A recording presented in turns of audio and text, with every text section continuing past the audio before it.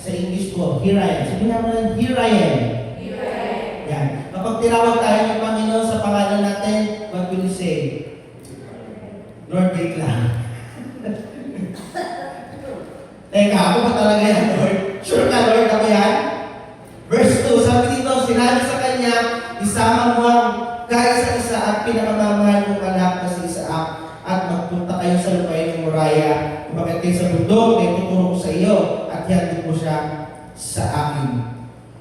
Kahit pinalangin. Panginoon, ngayong umaga ito, gusto ko namin maintindihan ang iyong salita on a different level, and we wanted to understand it and become personal to our lives, that we will not be complacent in our faith, that we will not be so soft in our standing about believing you in the gospel, Lord. Turuan mo kami, Panginoon, ngayong umaga ito, we break in our hearts, Lord, deep in our hearts, Lord. Speak to us, Lord. Move us, Lord, to a different direction, in a direction that we are going to follow you, Lord. That is like never before. Thank you, Jesus. Maraming salamat po. Sa pangalan ni Jesus. Amen. Amen. Papahala mo natin ng Panginoon. One thing about faith, mga kapatid sa Panginoon, ang faith ay normal na sinusubok. Ang pananampalataya mo ay normal na sinusubok. Kaya kung ang pananampalataya mo ay sinusubok ng Panginoon ngayong mga araw na ito, itong mga nakaraang linggo, itong mga nakaraang buwan, congratulations, because your faith is being tested. Amen? Love. Dapat ba magpasalamat sa Lord dahil sinusubok yung faith ko? Dahil sinusubok yung faith ko, dapat ba talaga akong magpasalamat o dapat ba talaga akong matuba dahil sinusubok ang faith ko? Gusto ko po sabihin, umaga sa ating lahat po, ano po? Ang isang pananampalataya na hindi sinusubok ay ang pananampalataya hindi lumago. Kung ang pananampalataya niyo po ay hindi sinusubok, malamang sa alamang, hindi po lumalago ang pananampalataya niyo. You know, si Abraham, nag-profess siya ng faith sa Panginoon at sabi niya, susunod ako sa Panginoon kahit ano mangyari. Ang dami niyong pinagdaanan. Ang dami niyong mga struggles, hanggang sa nagkaroon ng pagkakamali sa harapan ng Panginoon. Kasi ang prayer niya, ang message sa kanya noon, ang word sa kanya noon, magkakaanak siya. Pero hindi na siya, dumating sa punto na gusto niya mangyari yung bagay on his way, kaya nagkaroon siya ng anak na Ismael. Amen? Kita niyo po yun, may mga pagkakataon na minsan alam natin yung word ng Panginoon at tayo ay sumusunod sa Panginoon, but there were times na gusto natin, Lord, itabi mo, Lord. Ako na, Lord. Alam ko naman yung mangyayari, Lord. Tabi mo, ako na. May mga ganyan na pagkakataon na para bagang alam na natin yung mangyayari, kaya ang tendency natin, Lord, ako na po muna ang gagawa. Alam ko na magkakaroon naman ako ng asawa, alam ko naman na makakatapos ako ng pag-aaral, alam ko naman na ibibigay ko sa akin to, hindi mo pa rin ibinibigay. And that is the test of faith. Kaya sinusubok ng Panginoon yung mga ganyan pagkakataon, mga aspekto ng ating buhay because it is supposed to go. Dapat lumalago yan kay ng buhay natin. Kung ito ay napakamainipin, talagang kapag lumalago yan, susubukin ng Panginoon yan. Susubukin ng Panginoon yan. Abraham was good in the sight of the Lord. Masunurin siya sa harapan ng Panginoon, kaya sa pinangakuha ng magiging father ng nations Amen? Kaya nga ibigay sa kanya itong pangako na itong blessing na ito, sa kanya magmumula yung mga lipi. Amen? Nakatagpo siya ng favor sa harapan ng Panginoon. Pero ang nangyari, he was tested. Kung si Abraham sinubok, tayo kaya. Gusto ko rin tayo ng Panginoon. And as a Christian, bilang follower ni Christ, pag dumating tayo sa punto na parang ano naman yun, parang chill-chill lang ba? Dapat kabahan ka, kapatid. Kasi chill-chill ka na, wala kang tinitest sa iyo, Panginoon, wala nangyayari sa buhay mo? Parang may mali. Lord, ano po ito? Ano itong dinaraanan ko? Kasi parang walang something na nangyayari na sobrang init ko. Walang something na nangyayari na sobrang bagsak ko naman. And that is the most dangerous place. Ito ka sa gitna. Ito ka sa gitna. So, Testament sabi, hindi ka mainit, hindi ka rin malamig, wala kang gamit. Kapag hindi ka mainit, hindi ka rin malamig, wala kang gamit. Kapag lukewarm ka, hindi ka rin gamit. And that is when the time sa buhay natin na hindi naman tayo sobrang init sa paglilingkod sa Panginoon, pero hindi rin naman tayo mawawala sa gawain. Nandiyan ka pa rin naman. Present ka pa rin naman every Sunday. Pero, wala kang testing. Wala kang something from God. Wala kang revelation from God and you are not being tested. Mga kapatid sa Panginoon, napakahalaga po sa buhay natin ang pagsubok na ibinibigay ng Diyos. Gusto ko pulitin yun. Ang pagsubok na ibinibigay ng Diyos ay importante para tayo po ay lumago. Amen. Amen. Importante po yan. Hindi po tayo sinusubok ng Panginoon para makita tayo nahihirapan. Amen? Para lang makita tayo na tayo nandun sa breaking point natin. Hindi po yan ang purpose ng pagsubok ng Panginoon sa atin. Sinusubok niya tayo dahil gusto niya tayo makarating sa mas malalim na relasyon sa ating Panginoon. Sinusubok niya tayo para makarating tayo sa mas malalim na pag-intindi ng kanyang purpose, ng kanyang dahilan, bakit ka nandiyan sa kinalalagyan mo. Amen? So if you are tested, mga kapatid sa Panginoon, salamat ka. O salamat ka, pinusubok ka ng Panginoon. Tingnan mo yung katabi mo. Ganyan-ganyan lang yan, pero grabe yung pinagdaraanan niya, gera pinagdaraanan niya. Pag ganyan-ganyan lang yan, pero pag nakita mo, yung pinagdaraanan niya, parang talaga nandun siya sa breaking point niya na, ayaw ko na naman! Nandun na siya! Ayaw ko na! Ayaw ko na! Mga kapatid sa Panginoon, narinig niyo na to, yung ginto pagka gusto maging pino, dadaan talaga sa akin. Dadaan talaga sa akin. Amen. You want to be refined? You want your faith to be tested? Dadaan tayo sa akin. Amen. Every believer will face moments where prayers are unanswered. Tagal-tagal ko nung pinag-pray ko, Lord, hindi ko malaman kung talagang magkakaroon pa ito o hindi. Bisan yung prayer ko, parang dinadaanan ko na lang yung prayer ko. Sige, pag-pray natin. May mga moments na, may mga situation tayo na parang, very unclear. Hindi talaga natin maintindihan ang gagawin natin. And may mga moments na yung obedience sa Kanya, sobrang mahal. Parang gasolina. Sobrang mahal. May mga pagkakataon na yung pagsunod sa Panginoon, sobrang discomfort ang inaabot natin.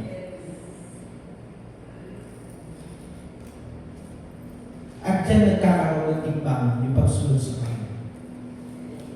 Kapag ka is busy, dare mo siya. Pero kapag ka nandiyan parang talagang hindi ka makakatulog, sobrang init, yung pinaka-mahirap na sitwasyon na dinanas mo, ako po ay hindi nakaranas sumama sa mission natin sa mga mangyan. Ano mga IPs pa yung bisita ng church natin? Mangyan, Magyaw, ano po, nakakarinig ako ng mga kwento kung paano sila umakit doon, alam mo yun. Sabi ko, hirap ito. Sobrang discomfort. sobrang, alam niyo, wala kang matatagpuan na kakomportablihan. Pero pag iisipin mo, ito ba yung cost ng pagsunod sa Panginoon? And if you understand that this is the cost of following Christ, you go straight hard. Amen? Pag naiintindihan natin na yun yung cost ng pagsunod sa Panginoon, go for it. Go for it. Sabi niyo nga, go for it. Go for it. Sige na, bakit na? Dali na, aral! Tara! Kasi lahat ng pagsunod sa Panginoon, worth it. Lahat ng gagawin natin pagsunod sa Panginoon, worth it. Kapatid sa Panginoon. And every Christians would undergo such testing. Amen? Merong mga character sa Bible na sinubok ng Panginoon. Merong naubos ang yaman. Meron po ba dito naubos ng yaman? Hindi. Kita naman sa postura. Hindi naman magaganyan yan kung walang bitaw. Narinig ba yun? Hindi naman yung gaganyan kung walang bitaw. Ano yung katabi mo? Alagang pagmalakasan ng bitaw eh. Masyadong nalate. May pera. Ibang klase yung katabi mo, di ba? Bakit pa yung mga ganda ng... Ang ganda ng pupogi natin ngayong araw na to. Alright. Meron naubos ang pamilya. Dahil sa pagsunod sa Panginoon, naubos ang pamilya. Namatay ang anak, namatay ang tatay. Ubos! Siya na natira. Dahil sa pagsunod niya sa Panginoon, ubos! Pag matindi pa, nagkasakit pa siya. Isipin mo yun, ang pinakamahirap sa buhay, yung hindi yung wala kang pera. Isa sa pinakamahirap sa buhay, yung naramdaman mo wala ka ng kasama. Kahit pa nandiyan yung pamilya natin, pag hindi mo na naramdaman na kasama mo siya dun sa pinagdaraanan mo, you feel alone, and that is the hardest place to be. Pili mo mag-isa ka na. Kaya maraming mga tao na wala ng pag-asa. Hindi ko na kaya ito. So, gagawin nila, they will do it their way. So, pusa nila. Amen. Ang hirap ng pagkakataon. Tapos may sakit pa siya. Ang hirap magpa-check up. Sino pong pasyente? Ako po. Ay, nasa po yung bantay. Ako din yung bantay sa sarili ko. Sabi, pabili. Ito po yung reseta, bibili mo kayo ng gamot. Saglit na po, tanggalin nila po yung swero. Oo, kasi ako din kasi yung bantay ko. And that is so hard. Napakahirap niya, mga kapatid sa Panginoon. And this Christian, this follower of Christ, experience this testing. Meron pang mga group of Christian na ang kanilang araw-araw ay nabubuhay sila sa araw-araw. Ang katugma nito yung mga daily wage earner natin. Alam mo pagka hindi ka nagtrabaho sa isang araw, hindi ka kain. Kaya kahit kung may nagdat ka talaga papasok sa trabaho eh. Yung pag tingnan mo ka ni Coco Martin, anong tanong ni Coco Martin? Para saan ka bumabangon? Eh pag doon bumabangon, hindi ka binakain eh.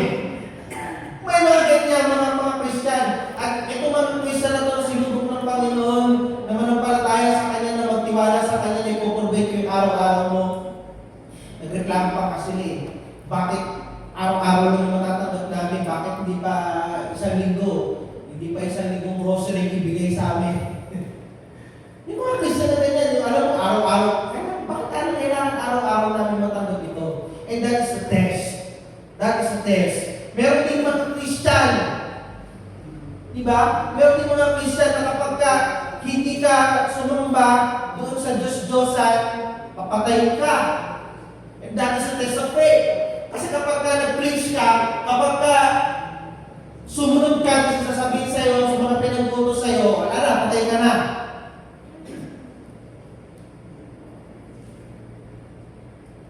Bigat ng mga test na yan.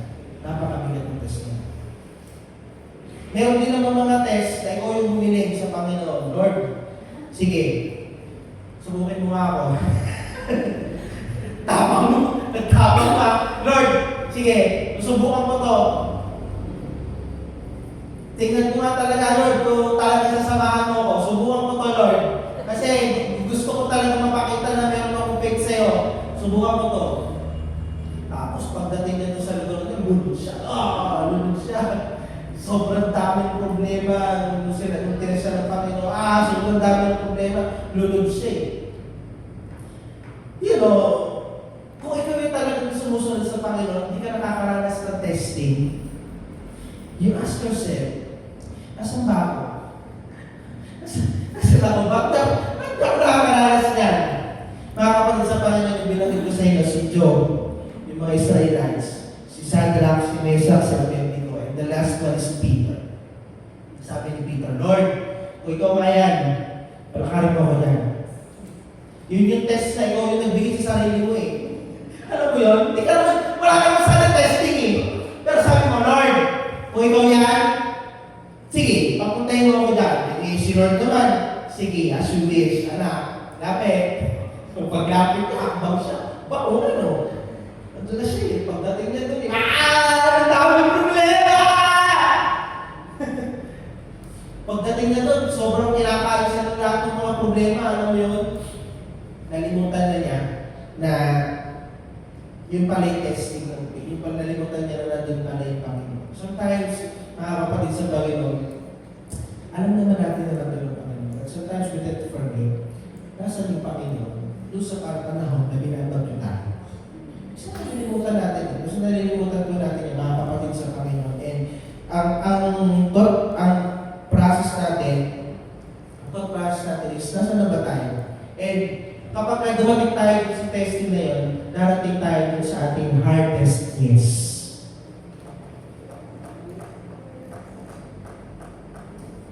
Mga kapatid sa Panginoon, what is your hardest yes? Wow! Ano na ba yung pinakamabigat kong talagang yes sa Panginoon? And people are experiencing testing sa buhay natin iba-iba. Ano po? Sabi nga nung nakita ko na cute ako dito eh. Very interesting itong image na to, yung aso, patingin na ng aso. Nandiyan ba yun? Sige nga, sapa. Yan! Kita niyo po yan? Sabi ka na we all go through different things. Okay?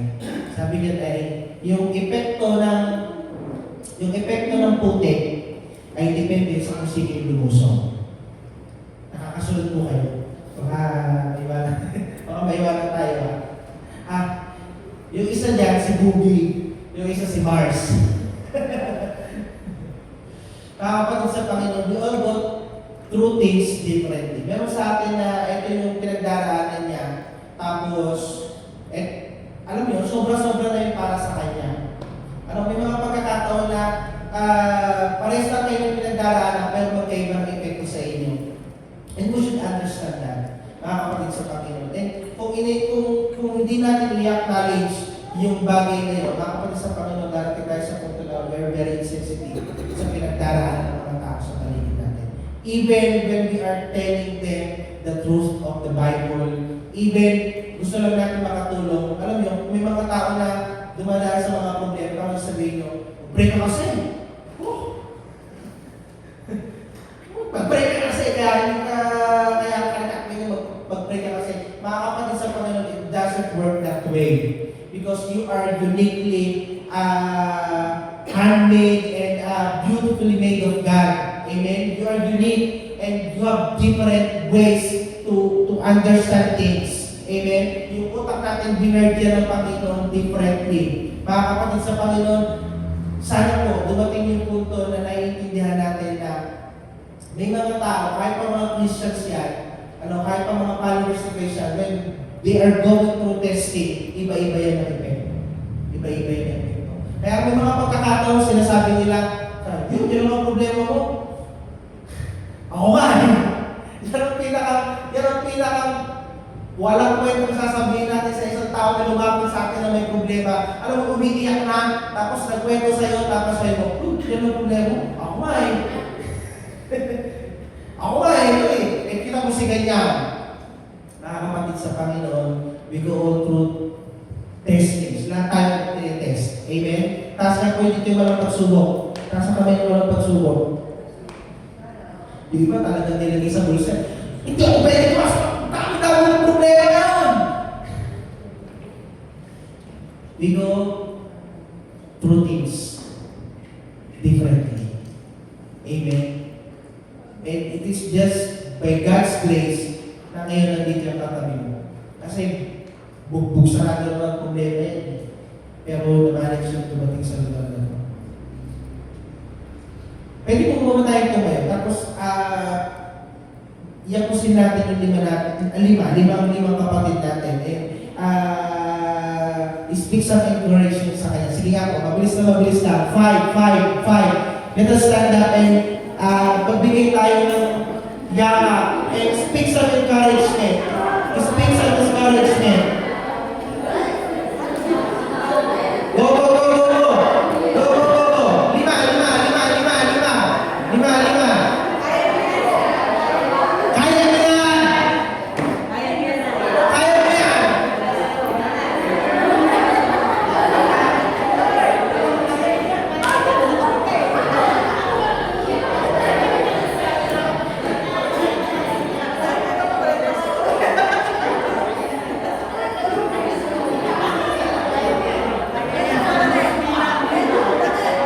Kaya mo yan!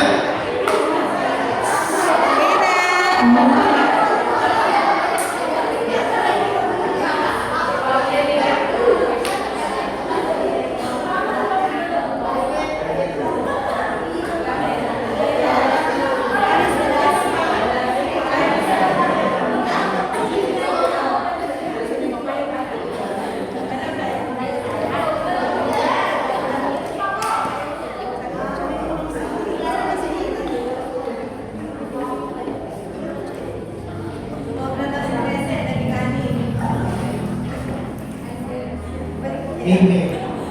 Alam niyo mga kapatid sa Panginoon, minsan, ang pinaka-the best na tulong na ibibigay mo, yung sabihin mo na kaya mo yan, tapos mag-stay ka. Pag umiiyak yan, umiyak ka din. Kaya mo yan. O tapos pag umiyak ka din, para pares yung umiiyak. Pag tumapa, nakalbuo. Diba? Mga kapatid sa Panginoon, your faith is proven not in comfort, but in testing. Amen. Naalala ko po nung isang beses na bumabagyo, last year yata yun, sobrang dami ng bunga nito itong magdalaki dito sa harapan. Hindi ko alam kung nakakuha pa kayo. Sino po nakakain ng magdalaki natin dito sa harapan? Medyo mo tinay ng bunga eh.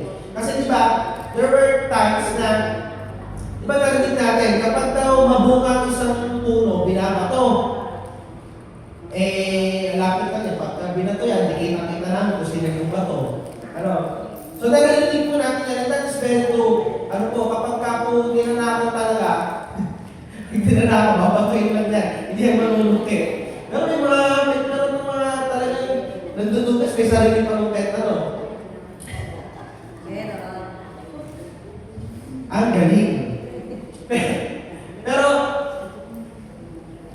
naalala ko nga po, ito yung isa sa, nag-iyak ba ako? Sige, balik tayo. Naalala ko isang beses na bumabagyo po ito, na talagang sobrang lakas talaga ng hangin nun. Hindi ko maalala kung anong bagyo, pero yun yung sinabi na super typhoon last year. Dami bunga yan eh. Alam mo yun? Grabe yung hangin na sobrang ang bumabagsak sa kanya, bunga! Yung talagang tatamaan ka ng bunga sa sobrang lakas ng hangin, nagpak siya na nagpak to the point na ako naman nag-enjoy ako, nung nag-enjoy lang po ako, tinatamaan ako sa likod, kasi dami talagang bunga yan nung last year mga kapatid sa Panginoon, hindi ko alam kung nakabahagi kayo o naubos na ng bagyo.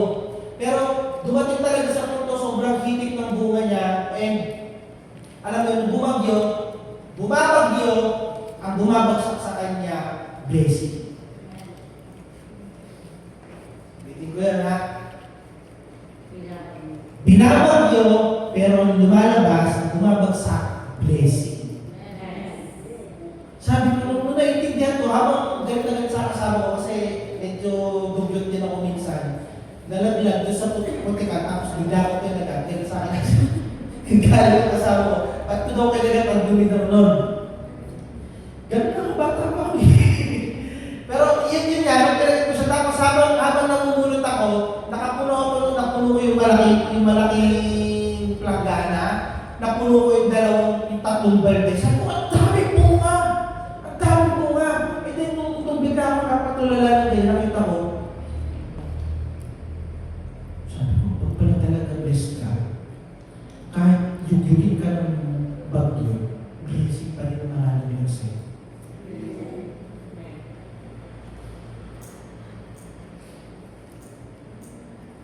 Kamusta? Pag buwan na doon tayo sa panahon na binabagyo tayo, ano nalalag sa'yo? Pag ba medyo malakas yung itlog ng hangin, anong malalaglag sa atin, mga kapatid sa Panginoon? Alam mo yun, habang sinusubok, ang nalalaglag sa'yo pasasalamat. Habang ikaw ay binabayo ng problema, mas lalo ka pang nagiging generous. It doesn't make sense kapag talagang nalilito ako kapag may mga tao na nagbigay pa siya. May pagkakataon ako sa nung nagkasakit ang aking asawa, may mga nagbigay, nagsakit din. Siguro yun. May mga tao na nagparating ng tulong, mas malubhang pa ngayon kamandang sa asawa ko. You know, kapag tayo po ay dumadanas ng testing, ng problema, whatever you call it, makikita mo kung ano naman ang puso mo, kung ano yung babagsak dun sa puso. You are the key. Anong babagsak kapag niyugin na tayo ng problema? Kapag niyugin tayo ng testing ng Panginoon? And si Abraham, sinubok siya ng Panginoon. Obviously, sinubok siya ng Panginoon. At yung pagsubok sa kanya ng Panginoon, kakaiba. Mabigat. Sabi ko nga, this may be his hardest yes. Why? Because itong obedient, itong pagsunod ng Panginoon na ito ni Abraham sa Panginoon, it is something na hindi mo maiintindihan. Sino ba namang tao, tatay, ang maiintindihan kapag kinausap ka ng Panginoon, ialay mo sa akin yung iyong anak. In the Old Testament, bago pa po magkaroon ng rules sa Bible na bawal na yung sacrificial ng mga bata, meron pa po yung time na ito. Kaya po, hindi bago kay Abraham, sabihin ng Panginoon sa kanya na ialay mo sa akin yung anak mo. May mga rituals talaga sila ng time na to na ginagawa nila yun. Lalo na po kapag nag-offer sila sa mga idols. And hindi ito kakaiba kung to Abraham, hindi ito kakaiba kung hilingin sa kanya ng Panginoon na ialay yung kanyang anak. Okay? So, what makes it ununderstandable or hindi natin maintindihan or something intriguing is that bakit yung utos na yun ang ibibigay sa kanya ng Panginoon? Bakit yun? Sige, tanong ko po kayo. Pag may hiningi sa iyo, Lord, ano sa po sa Lord? Lord, bakit to? Bakit ito? Hindi ko maintindihan, Lord, bakit ito yung gusto mong hingin sa akin? But, later in the Bible, nung nagkaroon na po sila ng rules na bawal na po ito, so everyone understand na hindi ito pwede. So sa time na ito, kung saan pinag-utos ng Panginoon kay Abraham, kay ialay yung kanyang anak, it is totally normal. Pero talaga ba ito nangyayari sa kanila para kapatid sa Panginoon po. But what makes it na para bang hindi maintindihan, hindi mo talaga mag-grasp ang purpose ng Panginoon is that bakit ka naman si Isaac? In the first place, siya yung pinangako ng Panginoon kay Abraham na siya yung pagbumulan ng lahi. So pag pinatay ko meron pa siyang smell. Pero nakita niyo po yun, mapuputol na eh. It doesn't make sense. It doesn't make sense, mga kapatid sa Panginoon. But you know what Abraham did? He simply obeyed. Many Christians would tend to, alam mo yun, umupo ng matagal, pag-isipan ng todo anong pinag-uutos sa kanya ng Panginoon. Even though the instructions was very clear, sobrang lino ng gusto ipagawa sa atin ng Panginoon, pero nag-uubos tayo ng oras understanding the instruction. Not because we wanted to do it perfectly, but we wanted to make sense sa pinagdaraanan natin ngayon. Kaya kung maraming tanong, kaya kung tayo maraming mga tanong, hindi dahil alam natin, gusto natin gawin ito ng mabuti. Pero kaya tayo nagtatanong, many Christians ask dahil gusto nilang mag-make sense ang lahat ng bagay. Pero kakaiba po si Abraham, mga kapatid sa Panginoon. Hindi nag-argue si Abraham. Pagkasabi sa kanya na ibigay mo sa akin ang anak mo, sinabi pa nga doon, binasa natin, kaisa-isa, pinakamamahal. O Lord, alam mo naman eh, kaisa-isa eh. Mahal na mahal eh. Bakit yun ang hihingin mo? Christians tend to argue with God. And many Christians tend to delay. Wait lang, parang yung anak mo lang na inutusan mo maghugas ng pinggan nino. Wait lang. Parang tayo, wait lang nga eh. Nagtip pa sa nanay mo. Aba. And many Christians demand explanation. Oh. I deserve an explanation. Ano kasunod na? I deserve an acceptable reason. Not with God. Not with God. We do not deserve anything from God. You do not deserve God's explanation. When He asks you to do this thing, you do it. That is the example that Abraham left us. Hindi siya nakipag-argue, hindi siya nag-delay. Because what the Bible says, verse 3, sabi po dito, Tagalog yung nagamit ko para pare-pares tayo, kinabukasan. Dahil ibinigay yung utos, sipin mo yun, yung agony, binigay sa yung utos kayong araw na to, tapos kinabukasan, nandun ka na, gagawin mo na. Lord, pwede ba 3 days? 3 days, Lord. Pag-isipan ko lang muna yung sinasabi mo. But Abraham did differently. Kinabukasan, maagang bumangon si Abraham at nagsibak ng kahoy na gagamitin pang gatong sa handog na susunugin. Inihanda niya ang asto at umilis kasama si Isaac at ang dalawang lalaki alipin papunta sa lugar na sinasabi sa kanya ng Diyos. Kung ikaw ay talagang iisipin mo lahat, mga kapatid sa Panginoon, magdidiman ka ng clarity sa Panginoon. Amen? Magdidiman ka ng explanation. Sagot muna bago sunod. Explain mo muna bago sunod. Diba? Ang problema, maraming Christian ginagawang insurance company ang Panginoon. Hindi ko alam kung kayo ito. Pero, sometimes sa buhay ko, parang inisip ko, Lord, kailangan mo na sure. Bago ko ito gawin, dapat sure. Dapat sure na, Lord, ang desire ng heart namin, magkaroon ng TV yung mga bata. Desire ng heart ng kasama ko. Tapos, kinukompute namin eh. Hindi ko alam kung kaya. Pero, alam mo yun, sige, bilhin natin. Hindi, sa pagsunod po sa Panginoon, mga kapatid, hindi natin kailangan maintindihan ng lahat. Ang kailangan po natin, magtiwala sa Panginoon. Kung gusto natin maintindihan ang lahat, hindi ka talaga aabot sa punto na susunod ka sa Panginoon. Because hindi darating ang punto na maiintindihan mo na buong buo ang purpose ng Panginoon sa buhay mo. Hindi darating ang punto na maiintindihan natin ng buong buo ang ways ng Panginoon sa buhay natin. Kaya lagi tayong na-amaze sa ginagawa ng Panginoon sa buhay natin.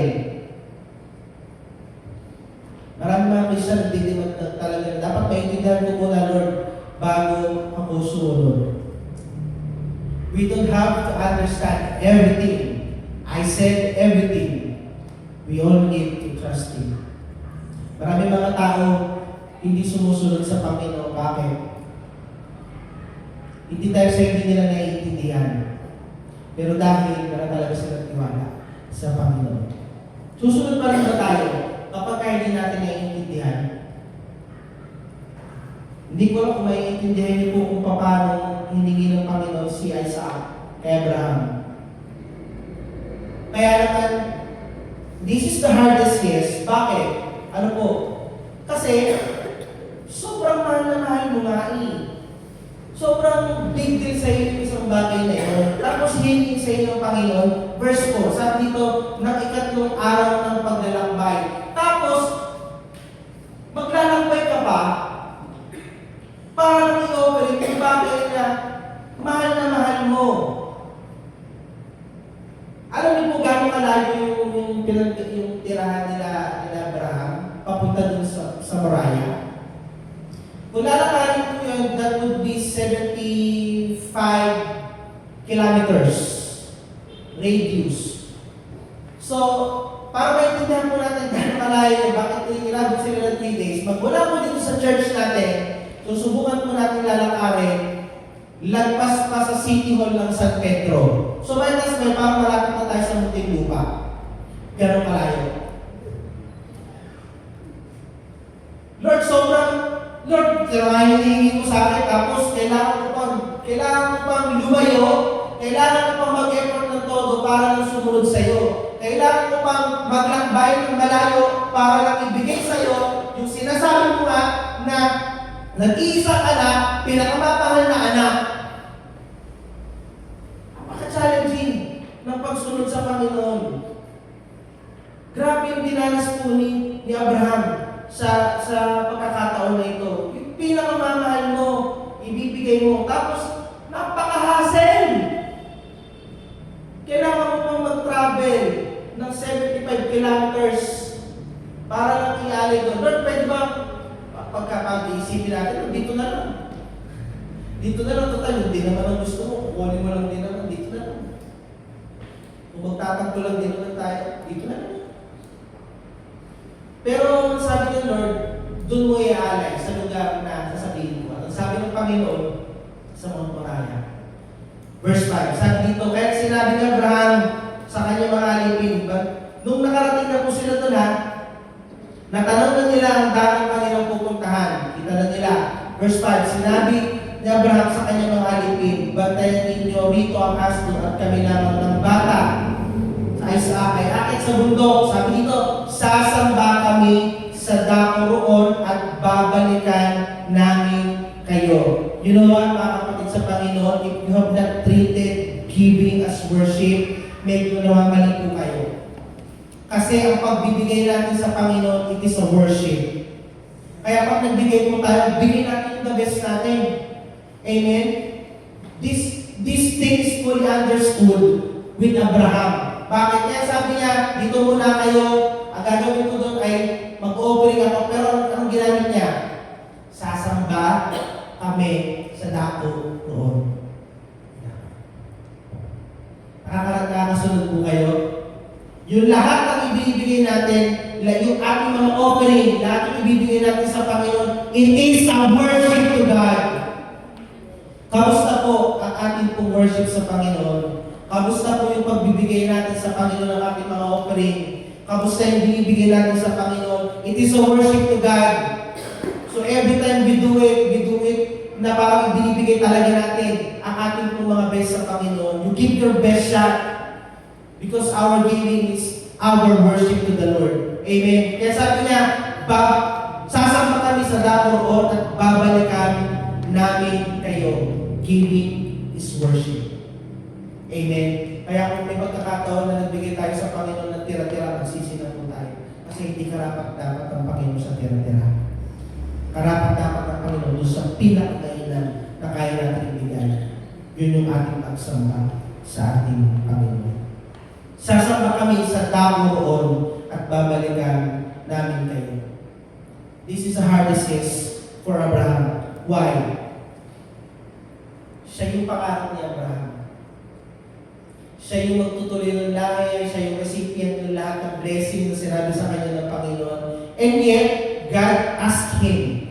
Sometimes the greatest test of faith is not giving up something bad. Makinig kayo maigi. Sometimes the greatest test of faith is not giving up something that is bad, but something that is good. So good, it is hard to surrender.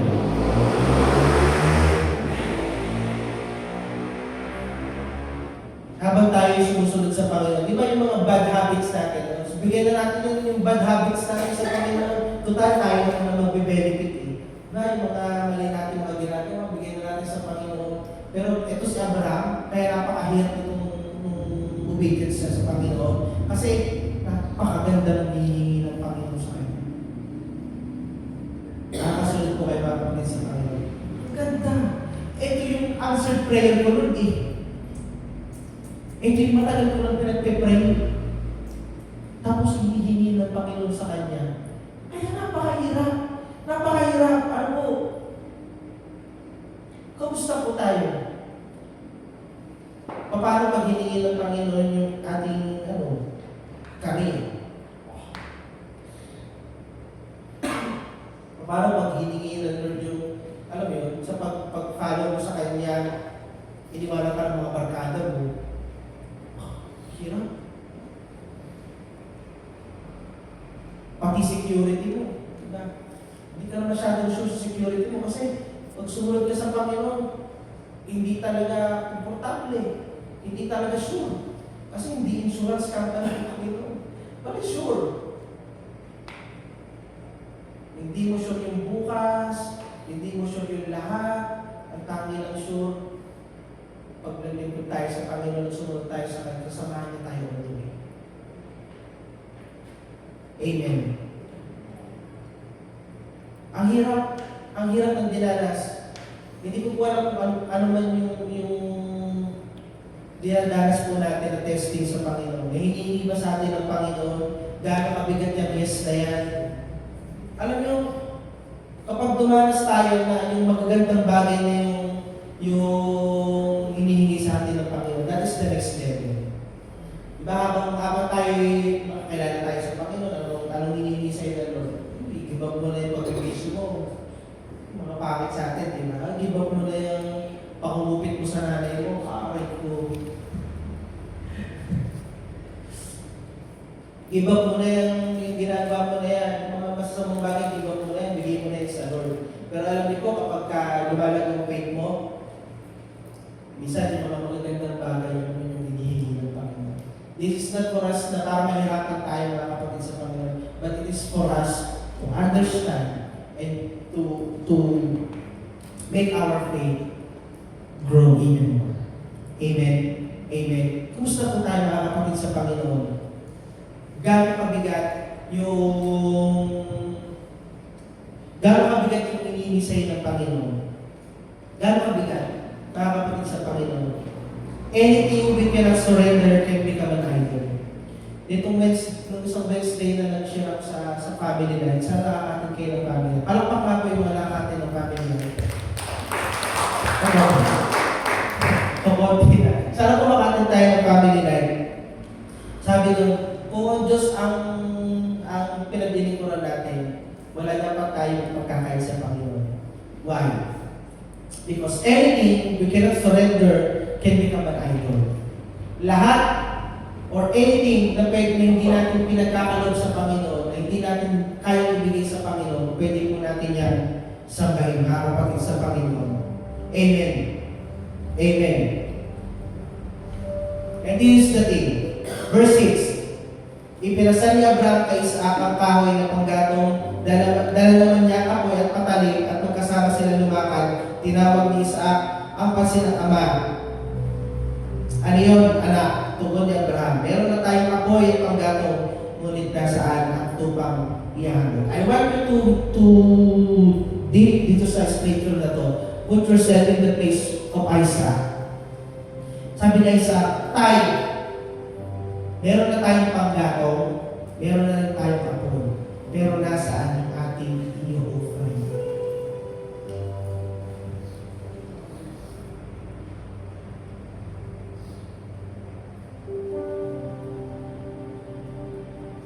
Sometimes, ang dala-dala lang natin, binibigay lang natin sa Panginoon, yung apoy, yung kahoy, pero yung buhay natin, hindi natin binibigay sa Panginoon.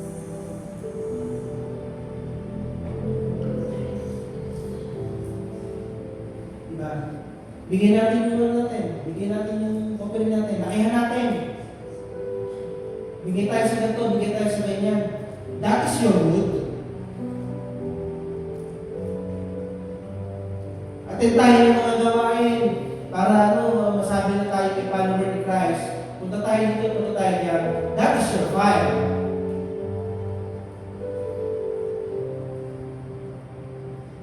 But where is your life? Nasaan yung buhay natin na ipagkakaloob sa Panginoon? Nasaan yung living sacrifice? Nasaan yung living sacrifice? Yan ang hinahanap sa atin ng Panginoon. Amen? Kaya naman sabi sa verse 8, sumagot si Abraham, anak ang Diyos ang magbibigay niyon. Maraming mga magulang na naranasan ito. Hindi ko alam kung kayo po ito. Pero may mga pagkakataon na nanghingi sa inyo mga anak. Tapos yung mga tatay ang sabi, mag-pray ka, the Lord will provide. At bilang bata, ito yung pinakang vague answer na matatanggap mo sa magulang mo. Yung nanghingi ka ng pangbayad sa school, nanghingi ka ng pang-tuition, tapos ang sasagot sa inyo ng magulang mo, mag-pray ka. Kasi magpo-provide the Lord. Ang hirap intindihin nito bilang bata. Paano yun? Paano yun? Minsan, due date na, pabayaran na ng babayaran mo sa school, pero wala pa rin dumarating. Pero sabi ng magulang mo, God will provide. Ano niyo po maganda sa pagsunod sa Panginoon? Totoo, God will provide. Pero ang tanong mga kapatid sa Panginoon, are you willing to sacrifice your life to God? Put yourself into Isaac's foot. Pag ba dumating sa punto na ako yung iaalay, would you really give yourself as a sacrifice to the Lord? Would you give it to God? Mga kapatid sa Panginoon. Pagsapit nila sa lugar na tinuturo ng Diyos, gumawa ng altar si Abraham. Inihayos sa ibabaw nito ang panggatong at iniga si Isaac matapos gapusin. Ito na mga kapatid sa Panginoon. Iaalay na si Isaac. Verse 10, nagsasaksakin na niya ang bata. Tinawag siya ng anghel ni Yahweh at mula sa langit sinabi, Abraham, Abraham. You know why? Bakit dalawa yan? Kasi sasaksakin na talaga niya. He was about to stab, slaughter his own son. Iaalay na niya. Kaya naman yung anghel, Abraham, Abraham! Todo yung tawag niya. Kasi, wala sa pag-aalilangan si Abraham na ialay yung kanyang hardest yes. Mga kapatid sa Panginoon, this is not just about Abraham and Isaac. This is about Jesus who died for us. Kung si Isaac ang dala-dala niya po ay panggatong, that is also wood. Ang dala-dala ni Jesus, kahoy din, pero krus. Nakikita niyo po yung nakakapit sa kanya.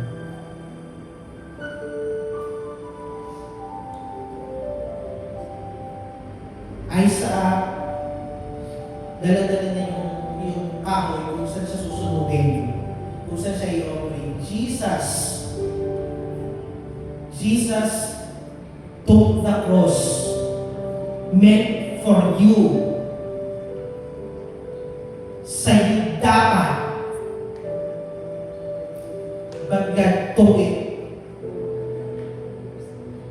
so that we may live freely.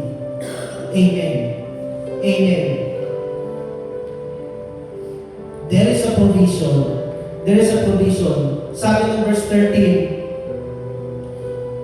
paglingon niya, may nakita siya isang lalaking tupa na ang mga suway na pasabit sa mga sanga ng kahoy. Ito ang kinuha niyang bara at inihandog sa halip na ang kanyang anak. You know what, mga kapatid sa Panginoon? Yung binibigyan ng provision, sila yung mga sumunod. Gusto niyo ng provision?